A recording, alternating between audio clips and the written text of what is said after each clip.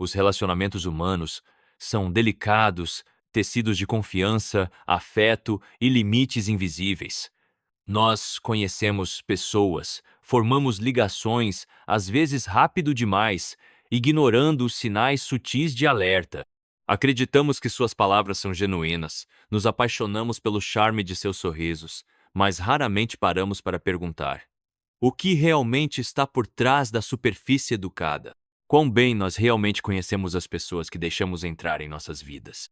Ana Maria Castro nasceu e foi criada em Bogotá, a capital da Colômbia. Ela cresceu cercada por família.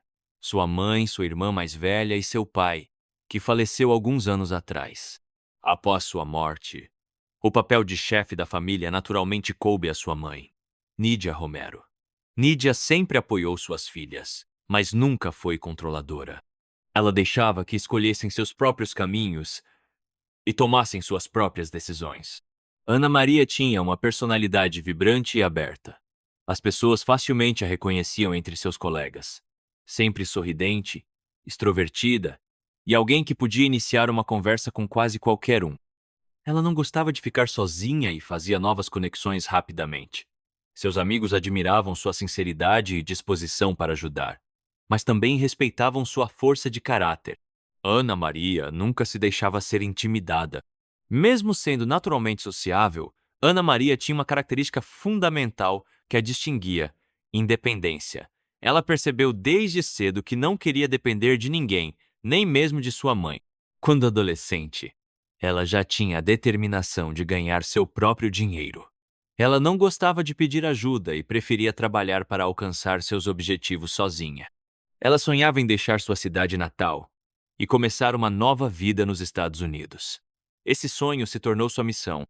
Ana Maria estava determinada a obter uma educação, aprender uma habilidade e encontrar uma maneira de se mudar. Ela explorou diferentes caminhos para descobrir o que a levaria até lá. A princípio, ela se matriculou em um programa de psicologia, mas logo percebeu que não podia passar vários anos estudando sem uma renda estável. Então ela mudou de rumo, escolhendo um caminho mais prático que permitiria entrar no mercado de trabalho mais rápido. Um de seus planos era se tornar uma maquiadora profissional. Parecia uma opção inteligente. O trabalho estava em demanda. Não exigia longos anos de educação e poderia começar a gerar dinheiro relativamente rápido.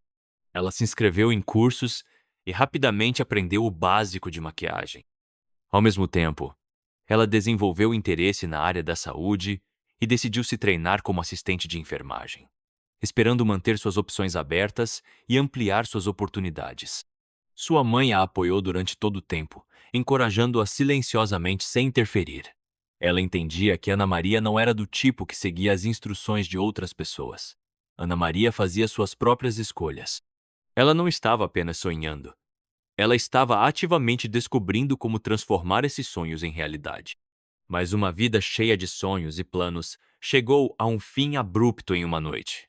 O dia em que Ana Maria Castro saiu de casa, prometendo que voltaria em breve. Ninguém poderia ter imaginado que seria a última vez que ela andaria pelas ruas da cidade que estava tão ansiosa para deixar para trás. Na noite de 4 de março de 2020, Ana Maria estava em casa. O dia tinha sido calmo, sem grandes acontecimentos. Depois do almoço, ela ficou em seu quarto. Sua mãe, Nídia Romero, mais tarde, lembraria que o humor de sua filha parecia completamente normal. Não havia sinais de que esta noite se tornaria o capítulo final de sua história. Conforme a noite se aproximava, Ana Maria disse à mãe que estava saindo. Ela tinha planos de se encontrar com Paul Nanjo, um jovem com quem tinha uma conexão amigável, embora parecesse que poderia estar começando algo mais entre eles. Nídia não estava animada com o passeio.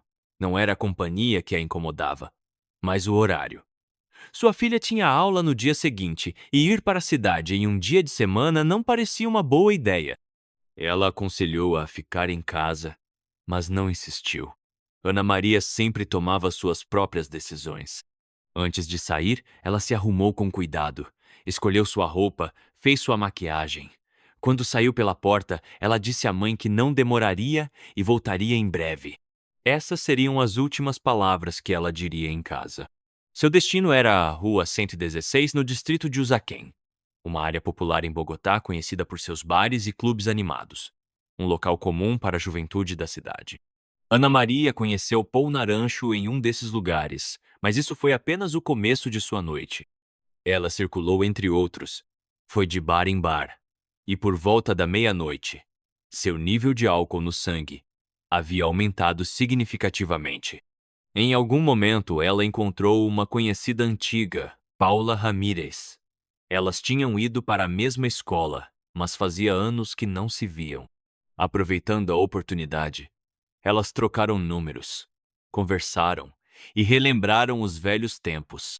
Paola imediatamente percebeu que Ana Maria estava sob influência.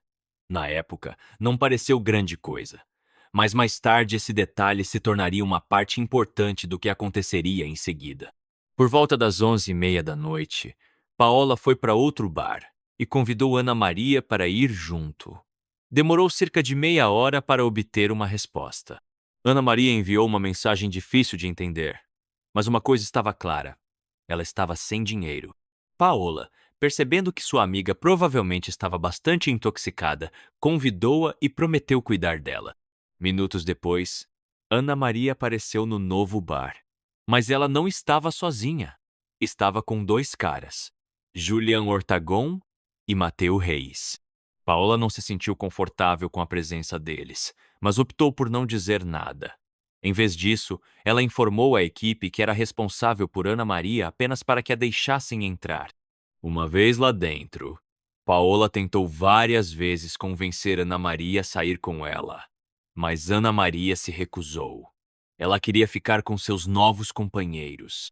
Paola não se sentia bem em deixá-la para trás, mas também sabia que forçar lá não era uma opção. O tempo passou e Paola fez uma última tentativa. Seu plano era simples: tirar Ana Maria da festa e longe dos caras em quem ela não confiava. Mas quando chegou a hora de sair, Ana Maria recusou novamente. Ela tomou sua decisão final a 1h05 da manhã, quando o carro de Paul Nuranho parou em frente ao bar. Ele estava esperando na entrada. Dentro do carro estava Julian Ortagon, e alguns minutos depois, Mateu Reis também se juntou a eles. Paola fez uma última tentativa de impedir que sua amiga fosse embora, mas Ana Maria recusou firmemente. De acordo com Paola, foi Mateu quem pegou Ana Maria pelas mãos e a ajudou a entrar no veículo. Antes de entrar, Ana Maria olhou para trás por um breve momento, como se estivesse se desculpando com os olhos pela escolha que havia feito. Momentos depois, o carro desapareceu na noite. Essa seria a última vez que Paola Ramírez veria Ana Maria. Não muito depois, Ana Maria seria encontrada na Rota 89 com ferimentos graves, e aqueles que estiveram com ela no carro dariam declarações conflitantes sobre o que aconteceu. As 4 pessoas naquele carro tinham relacionamentos muito diferentes entre si, e essas dinâmicas se tornariam fundamentais para entender os eventos daquela noite. Paul Naranjo e Ana Maria se conheciam há algum tempo. Ele estava tentando conquistá-la, mostrando interesse, fazendo esforços para se aproximar, mas a conexão deles nunca se tornou algo sério. Ainda assim, Paul esperava que aquela noite pudesse mudar as coisas. Julian Orton também conhecia Ana Maria, mas eles não eram especialmente próximos. Ele era mais amigo de Paul e vinha encorajando suas tentativas de construir algo com ela. Mateu Reis acabou no grupo quase por acaso. Ele era amigo de Julian, mas naquela noite ele agiu como se conhecesse Ana Maria há muito tempo. Sua presença e a maneira como se comportou se tornariam um grande gatilho para o que se seguiu. Enquanto o carro percorria as ruas tranquilas de Bogotá à noite, a tensão dentro dele começou a aumentar. Paul estava frustrado que Ana Maria havia entrado no carro com Mateu. Ele esperava por uma noite mais pessoal, só os dois. De acordo com seu relato, ninguém falava no início. Mas conforme a viagem continuava, as coisas mudaram. Paul olhou no retrovisor e viu Ana Maria e Mateu se beijando e se abraçando. Aquele momento mudou tudo. Paul se sentiu desrespeitado e magoado. Sua frustração ficou óbvia e sua voz ficou mais áspera. Julian, sentado ao lado dele, começou a reagir também, alimentando a tensão crescente no carro. Paul de repente pisou no freio. O veículo parou na Rota 89. Ele se virou para trás e exigiu que Ana Maria e Mateus saíssem. Por volta de 1h15 da manhã, transeuntes na Rota 89 notaram uma jovem deitada imóvel no chão. Ela estava de costas, com os braços estendidos, suas roupas empoeiradas e marcadas com traços de sangue. Algumas pessoas pararam para ver se ela estava respirando. Outras, imediatamente, pegaram seus telefones para chamar os serviços de emergência. De acordo com as primeiras pessoas no local, ela ainda estava viva. Suas pálpebras tremiam e seus lábios se moviam levemente, como se estivesse tentando falar. Sinais visíveis de trauma cobriam seu corpo. O ferimento mais grave era na cabeça. Havia um hematoma significativo no lado esquerdo de seu crânio e sangue escorria de sua têmpora. O lado direito de seu rosto também estava inchado. Um olho começando a inchar e a pele de sua bochecha tinha sido arranhada. Seus braços e ombros estavam marcados com hematomas, sugerindo que ela pode ter tentado se defender ou ter sido contida à força. O impacto principal, de acordo com os médicos que chegaram ao local, pareceu ter sido na parte de trás da cabeça. Isso explicaria o sangramento intenso dos ouvidos e nariz. A cabeça de Ana Maria estava repousando em uma poça de sangue, um sinal imediato de quão grave era o ferimento. Testemunhas oculares que chamaram ajuda de emergência mais tarde deram relatos diferentes. Alguns disseram que viram um carro acelerando para longe perto do local. Outros afirmaram que o corpo apareceu na estrada tão subitamente que não houve gritos ou mesmo o som de um impacto. Os socorristas chegaram cerca de 10 minutos depois. Os paramédicos avaliaram rapidamente sua condição e decidiram que ela precisava ser transportada imediatamente. Ela não tinha identificação ou telefone com ela, então sua identidade permaneceu desconhecida naquele momento. Ela foi levada para a instalação mais próxima, o Hospital Angativa, onde os médicos confirmaram uma lesão cerebral traumática crítica. Eles notaram um inchaço cerebral significativo que reduziu drasticamente suas chances de sobrevivência. Após uma avaliação inicial, foi decidido que ela precisava ser transferida para o Hospital Simão Bolívar, onde alguns dos melhores neurocirurgiões da cidade trabalhavam. Ela foi transferida no início daquela manhã, mas sua condição continuou a piorar a cada hora. Apesar dos esforços para estabilizá-la, o inchaço em seu cérebro só piorava.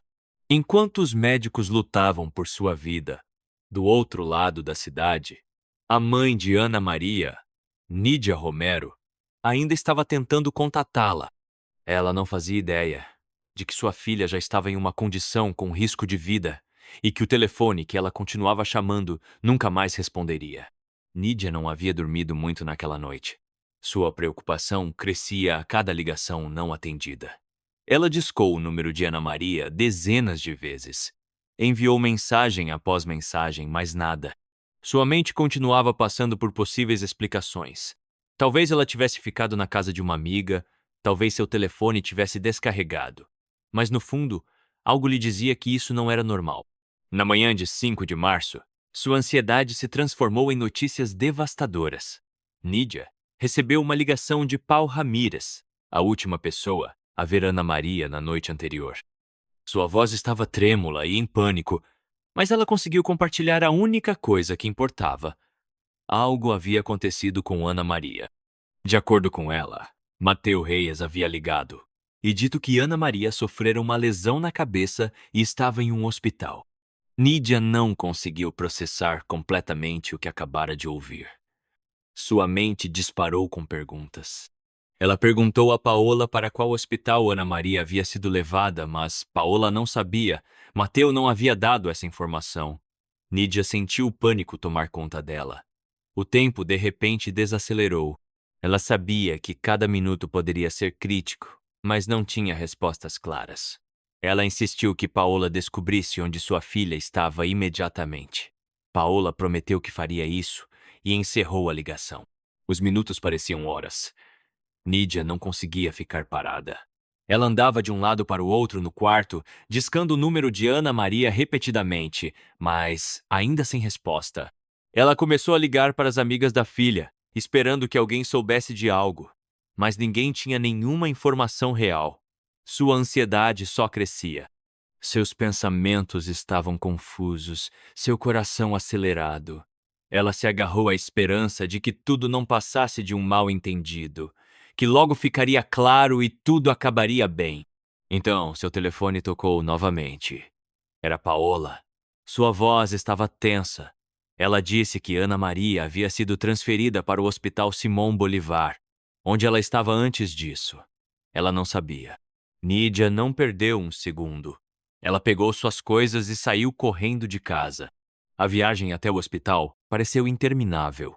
No táxi, ela não conseguia ficar parada, constantemente verificando seu telefone em busca de novas mensagens ou ligações perdidas. Parecia que estavam se movendo muito devagar, como se o tempo tivesse virado contra ela. Sua mente continuava correndo. O que poderia ter acontecido? Quem estava com Ana Maria? Porque ninguém a avisou sobre o que estava acontecendo antes. Quando Nídia chegou ao hospital, ela foi direto para a área de atendimento de emergência. Ela se aproximou do balcão e perguntou sobre sua filha. A enfermeira olhou para ela com simpatia e pediu que esperasse um momento. Aqueles poucos segundos pareceram uma eternidade. Então um médico apareceu.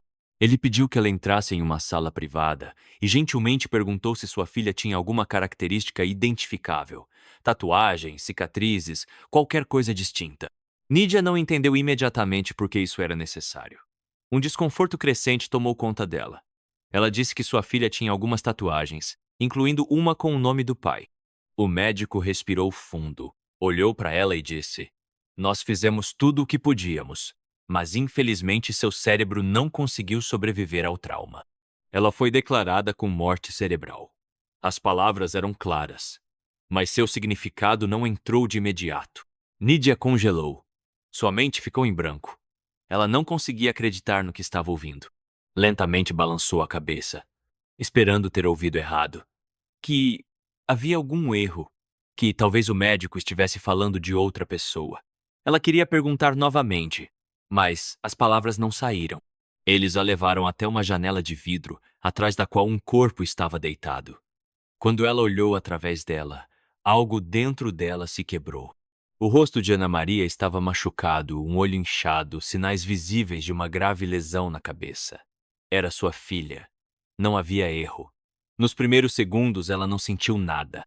Então veio um entorpecimento, seguido por uma onda de angústia. Um profundo sentimento de impotência dominou. Ela tentou entender o que estava vendo, mas nada em sua mente conseguia processar.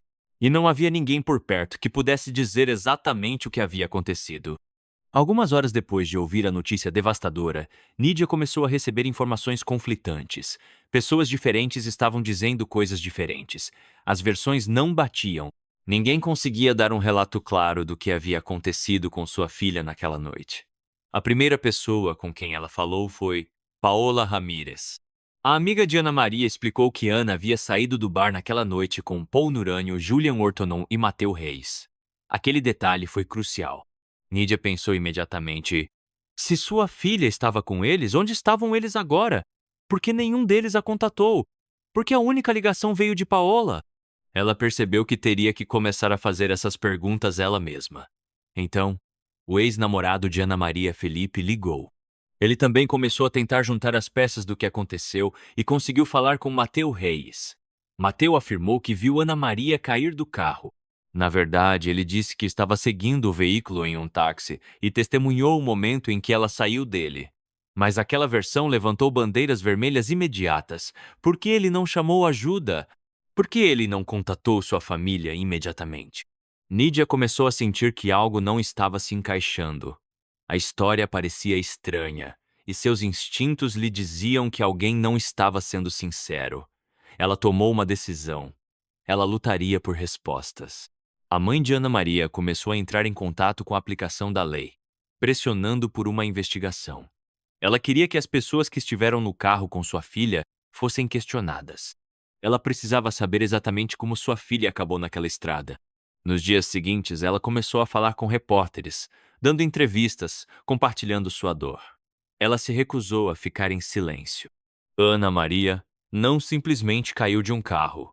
E Nídia estava determinada a garantir que quem fosse responsável seria responsabilizado. Quando a aplicação da lei começou a investigar as circunstâncias em torno da trágica morte de Ana Maria Castro, as primeiras pessoas que levaram para interrogatório foram aquelas que estiveram com ela naquela noite: Paul Naranjo, Julian Orchon e Mateu Reyes. Seus depoimentos foram fundamentais para descobrir o que aconteceu dentro do carro e como Ana Maria acabou na Rota 89. Paul Naranjo foi o primeiro a falar. Ele admitiu que pegou Ana Maria no bar, mas afirmou que não esperava que Mateus se juntasse a eles. De acordo com Paul, uma discussão começou no carro depois que ele notou Ana Maria demonstrando afeto por Mateu. Ele disse que eles começaram a se beijar, o que o chateou. Paul afirmou que parou o carro e pediu que Ana, Maria e Mateus saíssem.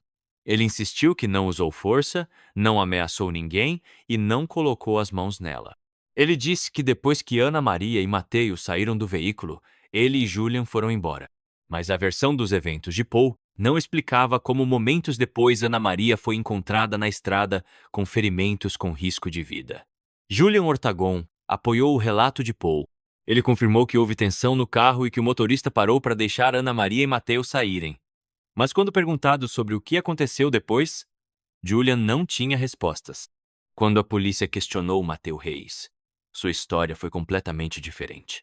A princípio, ele alegou que não estava no carro. Ele disse que estava seguindo o veículo em um táxi e testemunhou pessoalmente Ana Maria cair na estrada. Essa alegação levantou bandeiras vermelhas imediatas. Se ele realmente a viu cair, por que não chamou ajuda de emergência imediatamente? Por que não foi ajudá-la ou alertar sua família? Não muito depois, Mateu mudou sua história. Então, ele admitiu que estava no carro, mas insistiu que Ana Maria caiu sozinha. Ele não conseguia explicar como aconteceu, mas manteve que ninguém a empurrou. Os investigadores agora tinham certeza de que alguém não estava dizendo a verdade. A única maneira de chegar mais perto dos fatos era encontrar evidências físicas. A polícia obteve imagens de vigilância. A Rota 89 era parcialmente coberta por câmeras de rua, embora nem todas capturassem a sequência completa. Ainda, o que recuperaram provou ser crucial. Em uma das gravações, o carro de Paul Naranjo é visto acelerando pela rua antes de parar subitamente. Momentos depois, uma figura aparece caindo na estrada. Mas o detalhe mais revelador foi este: ninguém foi visto saindo do carro. Isso contradizia diretamente a alegação de Paul de que ele simplesmente deixou Ana Maria. Os investigadores começaram a considerar a possibilidade de que ela pode ter sido empurrada. As autoridades ordenaram uma reavaliação forense. Especialistas médicos concluíram que os ferimentos de Ana Maria eram mais consistentes com uma queda de um veículo em movimento do que com um simples tropeço ou colapso. Essas descobertas se tornaram fortes evidências apontando para Paul e Julian. No entanto, a questão central permaneceu. O que exatamente aconteceu naqueles momentos finais antes que o veículo parasse? As histórias não batiam, mas uma coisa estava clara: alguém estava escondendo a verdade. Conforme ficou óbvio que os relatos das testemunhas conflitavam, os investigadores intensificaram seus esforços para chegar ao fundo do caso. A polícia revisou imagens de vigilância, examinou registros telefônicos e mensagens, reentrevistou testemunhas oculares e procurou por quaisquer pistas adicionais que pudessem revelar o que realmente aconteceu nos momentos finais de Ana Maria Castro. Um dos principais focos da investigação tornou-se o comportamento dos três homens que estavam com Ana Maria naquela noite. Conforme as autoridades conduziram interrogatórios mais profundos, inconsistências adicionais vieram à tona. Por exemplo, se Paul e Julian insistiam que simplesmente deixaram Ana e Mateu, por que não tentaram verificar como eles estavam depois para ter certeza de que tudo estava bem? E por que Mateu primeiro alegou estar em um táxi seguindo atrás, só para depois admitir que estava no carro ao mesmo tempo? A pressão pública estava crescendo. A mídia pegou o caso e o público exigiu responsabilidade. Casos de alto perfil semelhantes foram trazidos de volta ao holofote, especialmente a trágica história de Luiz André Culminares, um jovem que perdeu a vida em circunstâncias misteriosas após uma festa em Bogotá. Com a crescente atenção nacional, o escritório do promotor acelerou os procedimentos legais. Acusações foram formalmente apresentadas, e aqueles no centro do caso foram submetidos a um intenso escrutínio judicial. Os investigadores apresentaram evidências sugerindo que Ana Maria não poderia ter caído do carro acidentalmente. No entanto, a defesa argumentou que não havia provas diretas suficientes e que os relatos das testemunhas eram muito conflitantes para serem confiáveis. O julgamento despertou significativo interesse público.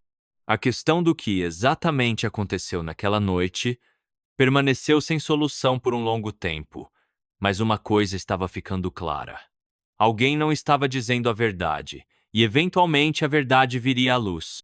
De acordo com os relatórios mais recentes, em 10 de março de 2022, o Tribunal Criminal do 42º Distrito considerou Paul Naranjo e Julian Ortagon culpados de um crime envolvendo a morte de Ana Maria Castro sob circunstâncias agravantes.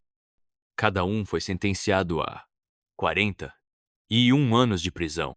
A decisão do tribunal se baseou fortemente no depoimento da testemunha Daniel Vega Novoa, que afirmou ter visto Ana Maria sendo empurrada de um veículo em movimento na estrada. Também foram levadas em conta declarações revisadas de Mateu Reis, que eventualmente admitiu que Ana Maria não saiu do veículo por vontade própria. Somado a isso, havia outras peças de evidência sugerindo um possível motivo ligado ao ciúme de Paul Naranjo, fortalecendo ainda mais o caso da acusação.